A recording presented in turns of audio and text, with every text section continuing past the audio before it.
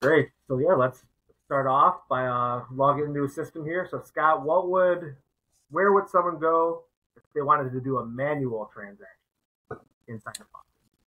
Sure. So with the partners, you can either work from a positive balance going down towards zero, or you can give them a credit limit, allowing them to go negative. Typically, you would do that in the cases of invoicing or some auto rebilling. We'll talk more about that in a second.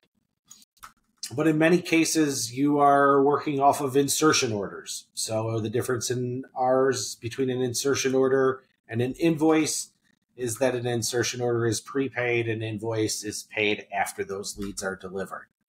So when you're talking about an insertion order, let's say just for the sake of arguments that Monica's Closet prepaid me $1,000 for 10 leads. The transactions tab, there's a quick link right here, allows you to manually enter in those that payment of $1,000.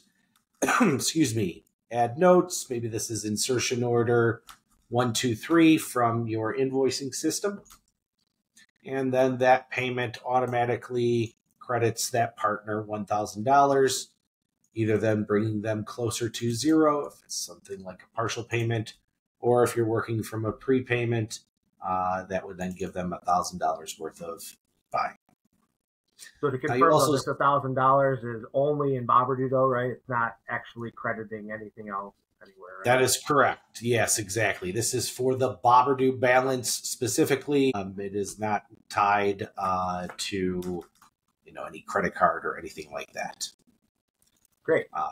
Other manual transactions that come into play, you'll see we have both credits. Any of those would add money to the partner account, and charges. So any of those would deduct in the cases of chargebacks or setup fees, things like that can all be just taken off from that available balance on a manual basis. And in many cases, you might have a custom type of transaction, whether it is a credit or a charge, that is in your workflow, and we can build custom account operations for these transactions if you need. And also, just add this, we do have an option to add these payments manually via API, not only through the UI.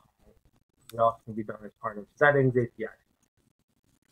Absolutely. That would be submit payment. Not the one that I clicked on. It would be the submit payment API. Allows you to manually do those things just like Brett said.